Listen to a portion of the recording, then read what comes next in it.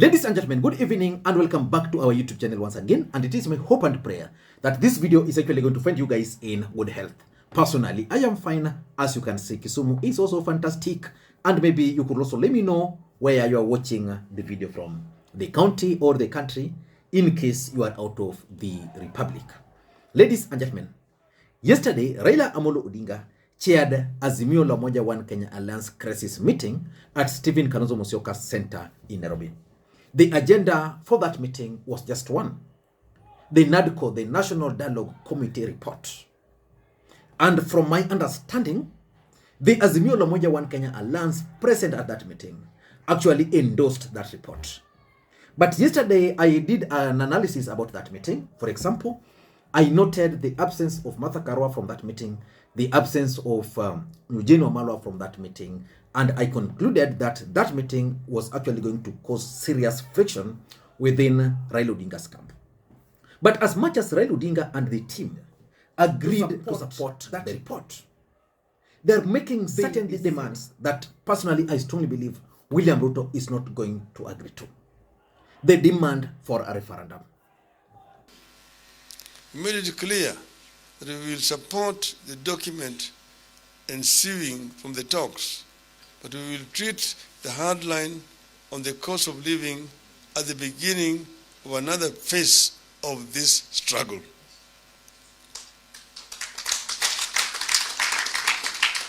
We will seek other ways to press the government to listen to the cries of the people and bring down the cost of living. The other ways will include, but will not be limited to, consultations with the people. At all times, we will retain the right to call on the people to take steps that we deem necessary to force the government to lower the cost of living. We also support the document with the proviso that certain aspects must be approved by the people by way of a referendum. To create the office of the leader of opposition or to formalize the office of the Prime Cabinet Secretary, the people of Kenya have to have their say by way of a referendum. Besides, it is a constitutional requirement that such significant restructuring of government must go through a referendum to avoid the mischief that may be played by some people going to court. It is also our stand that this country cannot continue moving forward by being undecided. We have to agree whether we want a parliamentary, presidential system or a hybrid system. Thank you. End of the statement. Now, from that statement by Raila Odinga, it is clear why they are insisting on a referendum. According to that statement, they are insisting on a referendum for two main reasons. Number one, the Azimio team are insisting on a referendum because they want the office of the official opposition leader to be entrenched in the constitution. And because it's touching on the structure of governance, it has to be subjected to a referendum. And that's the only sure way that position can be free. Number two, they're also insisting on a referendum because they know William Ruto. William Ruto is cheeky and William Ruto is cunning. He can give it using this hand, while on the other hand, sponsoring certain individuals to go to court, just like he did with the Linda Katiba according to David Nding. But I can assure you, William Ruto is not going to agree to a referendum. I believe it is the wrong timing to discuss about those things. Secondly, I believe it is the wrong timing to put Kenyans into a contest. Kwa sababu nimesoma katika hiyo report, most of the things for them to be actualized will need a referendum. Kenyans cannot afford another time of contest. Kenyans can only afford time to work because our economy needs work. Ama nyinyi watu wa hapa mnasemaje? Mnataka referendum? Mnataka prime minister? So mimi nauliza kwa heshima. Because for those who've been following the politics of this country, it is from the 2005 referendum that ODM party was born. It almost brought Moi Kibaki down. Again, it is the same BBI proposed referendum that William Ruto got the voice and the support of majority of Kenyans. Sikizeni,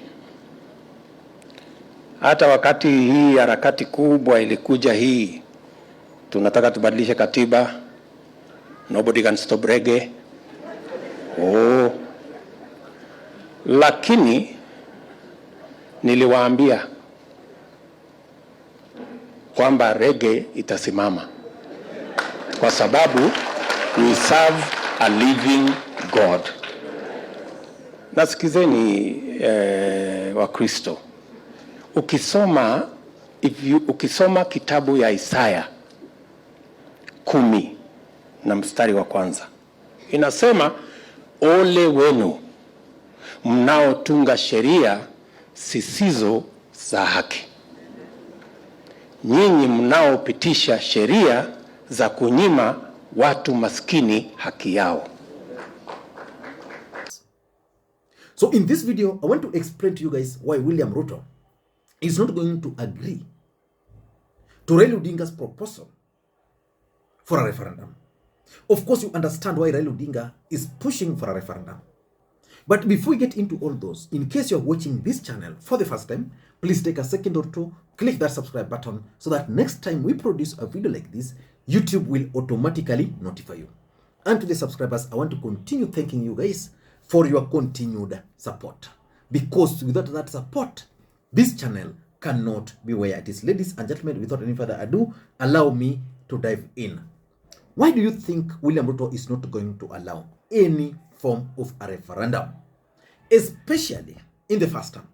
The truth is, if these proposals were coming in his second term, William Ruto would have easily allowed the referendum. And of course, William Ruto has a lot of interest in the NADCOB report because of two things. Number one, William Ruto is keen on creating the Prime Minister's office. He wants to create that office for two main reasons. Number one, he's targeting the Luhya votes. So he wants to make Musalia Mudavadi comfortable and he can use it for his 2027 political formation. But importantly, William Ruto wants that office of the Prime Minister entrenched in the Constitution as part of his strategy to sabotage Rigathi Gachagua. Because Musalia Mudavadi will now have an office. Remember, Musalia Mudavadi was just a Prime Cabinet Minister or Prime Cabinet Secretary without portfolio. That's the fact. And that's why William Ruto recently gave him the Ministry of Foreign Affairs so that he could have portfolio. But now with this specific office being entrenched in the Constitution, and of course with specific and defined roles, William Ruto is keen on clipping the wings of Rigathi Gachagua.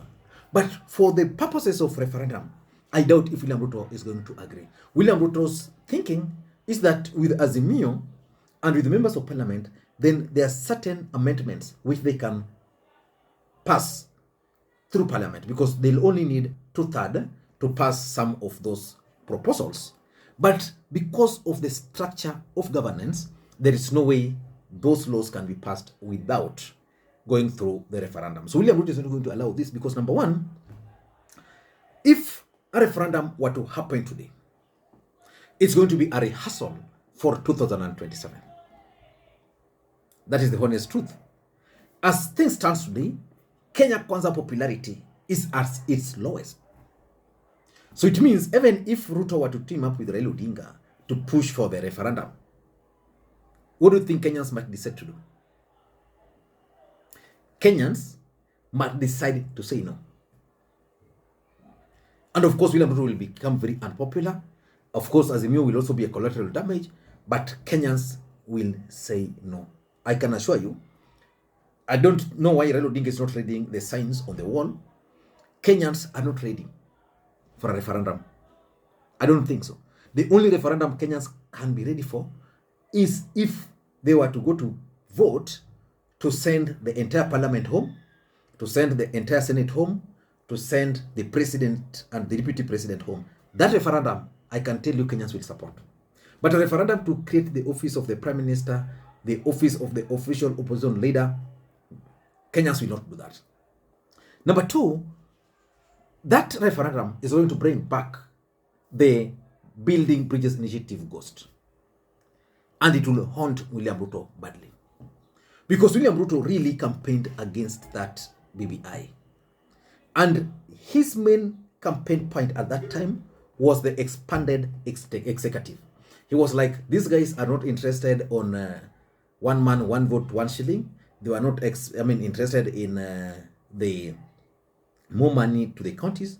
They were only interested in creating positions, which is happening now. The office of the prime minister, the office of the official leader of the opposition. They were just interested in those positions. And that's how William Ruto endured himself to Kenyans.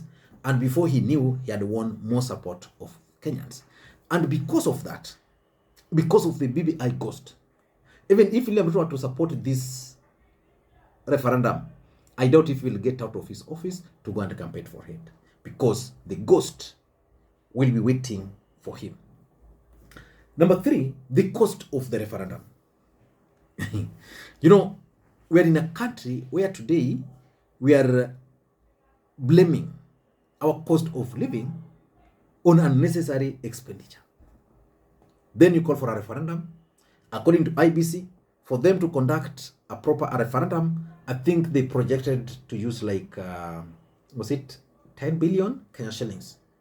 One day, 10 billion. But Kenyans are facing serious challenges, which cannot compare to a referendum. So I think because of the cost of referendum, William Ruto is not going to allow that to happen. And of course, they're also arguing that if that referendum were to proceed, then it's going to disrupt Kenya Kwanza development agenda. I don't know the Kenya Kwanza development agenda, but they're saying if the referendum were to be allowed to proceed, then definitely it's going to affect the development agenda of Kenya Kwanza. And because of that, William Ruto is not going to allow it. And lastly, the double speak. I don't want to rule out the possibility that Ruto can support it from the background. But he fears Kenyans. He's been talking against a referendum. He's been talking against the creation of the office of the prime minister. You know, he's been talking about so many things. Which means if you were to change the position, he's going to come out as someone who is double speaker. And that's something that he would not really want. And for me, if you ask me, William Ruto is not going to give in to that demand. And I can project that that referendum is actually going to be the parting point or the point of departure between William Ruto and Raila Odinga as far as the NADCO report is concerned. And because of that, I can project the possibility of another round of demonstrations, because Ruto is not going to allow, Raila is not going to allow, and of course Raila knows so well who Ruto is. I don't know what to think. That's my take. Until next time, this is Lee Makwiny. Bye-bye.